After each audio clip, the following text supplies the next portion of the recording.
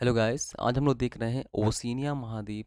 जिस महाद्वीप में आपके ओशिनिया, ऑस्ट्रेलिया, न्यूजीलैंड, मिलानेशिया, मैक्रोनेशिया और पोलिनेशिया जैसे द्वीप समूह आपके इसमें आते हैं। ठीक है।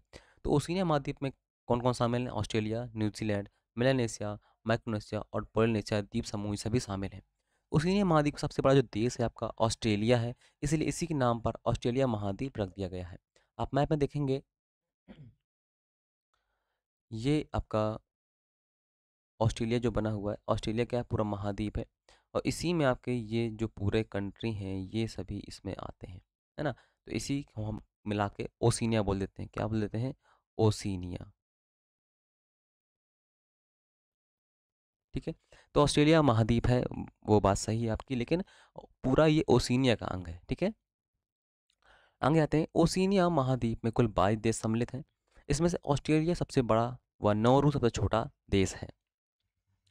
प्रशांत परिपेटी में फैले हुए ज्वालामुखी से इन छोटे छोटे देशों की उत्पत्ति हुई है तथा कुछ प्रवाल द्वीप भी बने हुए हैं। देख क्या होता है, जब आपका कहीं पर ज्वालामुखी बन रहे होते हैं तो ज्वालामुखी से कई सारे द्वीपों का निर्माण भी होता है, और जब द्वीपों का निर्माण होता है तो उससे देश बस जाते हैं। ठीक है। उसी प्रकार से बहुत छोटे छोटे देश बस गए हैं और बहुत सारे द्वीप निकल हुए हैं। तो यहाँ पर आपको बहुत सारे द्वीपी देश मिलते हैं देखने को, और ज्वालामुखी द्वीपों से बने हुए भी देश देखने को मिलते हैं। दक्षिणी गोलार्ध में स्थित दक्षिणी गोलार्ध में स्थित है, क्योंकि हम देखते हैं कि जो ये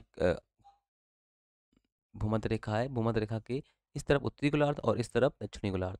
दक्षिणी गोलार्ध में पूरा ओशिनिया महाद्वीप स्थित है। कहता दक्षिणी गोलार्ध में स्थित ऑस्ट्रेलिया विश्व का सबसे छोटा महाद्वीप देश है। ऑस्ट्रेलिया विश्व का सबसे छोटा महाद्वीपी देश है। देश नहीं छोटा, छोटा महाद्वीप है। छोटा महाद्वीप। ठीक है, देश नहीं है। यहाँ से मकर रेखा गुजरती है। आप देख पा रहे होंगे यहाँ से ये मकर रेखा गुजरती हुई दिखती है।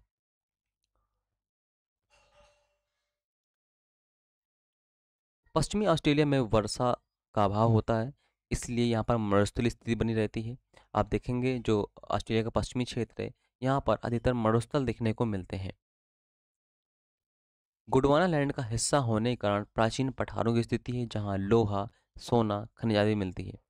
जो ऑस्ट्रेलिया है, ऑस्ट्रेलिया ये आपका का अंग है, अंग गोंडवाना लैंड का अंग है। गोंडवाना लैंड का पार्ट हमारा दक्षिण का भारत भी है, और अफ्रीका भी गोंडवाना लैंड का पार्ट है, और आपका ब्राज़ील जो आपका दक्षिण अमेरिका है ये भी गोंडवाना लैंड का पार्ट है। इसलिए यहाँ पर लोहा है, सोना है, खनिज है, इन सब के भंडार यहाँ पर देखने को मिलते रहते हैं।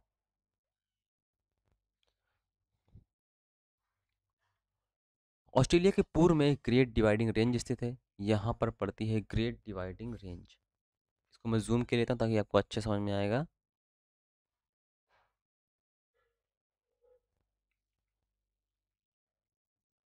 और पूरा ऑस्ट्रेलिया आपको दिखाई दे रहा होगा। ठीक है। तो यहाँ पर है आपकी ग्रेट डिवाइडिंग रेंज।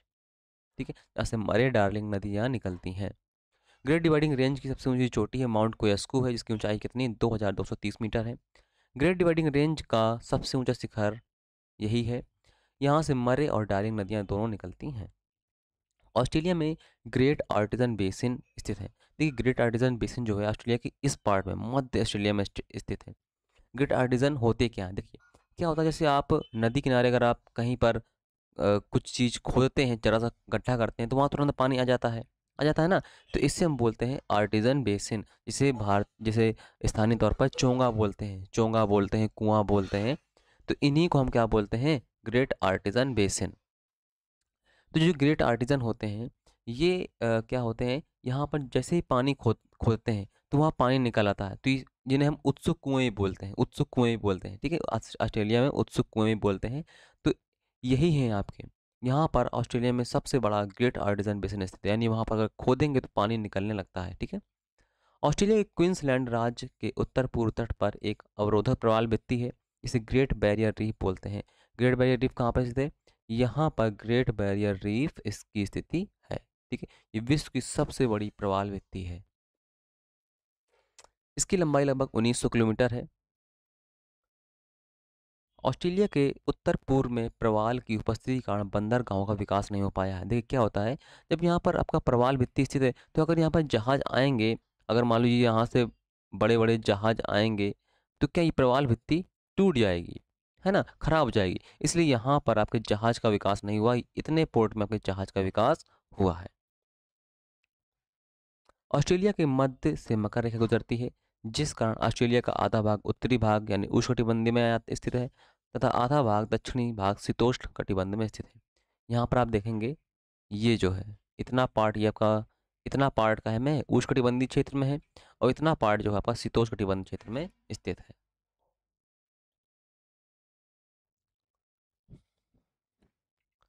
तस्मानिया द्वीप के चारों ओर समुद्र की उपस्थिति के कारण यहाँ पर सालों साल वर्षा होती है।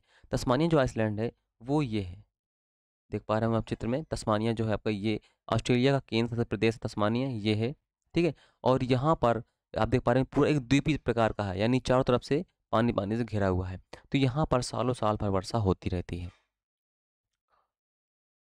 ऑस्ट्रेलिया के पश्चिमी भाग में बहुत कम वर्षा होती है, जिस कारण इसे प्यासी भूमि का देश भी बोलते हैं। अगर ऑस्ट्रेलिया में ग्रेट आर्टिजन बेसिन स्थित है तो यहाँ पर बहुत सारे मरुस्थल भी स्थित हैं, ठीक है। मतलब ऑस्ट्रेलिया में विभिन्न प्रकार की जलवायु पाई जाती है। जिस प्रकार से भारत में कई प्रकार की जलवायु मिलती है, उसी प्रकार से ऑस्ट्रेलिया में भी विविध प्रकार की जलवायु मिलती है। ऑस्ट्रेलिया में उष्णकटिबंधीय चक्रवातों को विली विली कहते हैं। क्या कहते हैं? विली विली कहते हैं। ऑस्ट्रेलिया के शुष्क ऑस्ट्रेलिया के शुष्क भागों में उष्णकटिबंधीय घास सवाना तथा शीतोष्णकटिबंधीय घास डाउन्स देखने को मिलती है। डाउन्स यहाँ के शीतोष्ण कटिबंधीय घास के मैदान है, और उष्णकटिबंधीय घास यहाँ पर कौन सी मिलती है? सवाना देखने को मिलती है। सवाना कहाँ का था? सवाना आपका अफ्रीका में मिलता है, अफ्रीका में भी सवाना मिलता है। कंगारू यहाँ का प्रमुख जानवर है, राष्ट्रीय प्रतीक भी है। इसके पेट में थैली पाई जाती है, जहाँ पर ये अपने बच्चों को रखता है। विश्व की लगभग एक तिहाई जो भेड़ है वो ऑस्ट्रेलिया में मिलती है।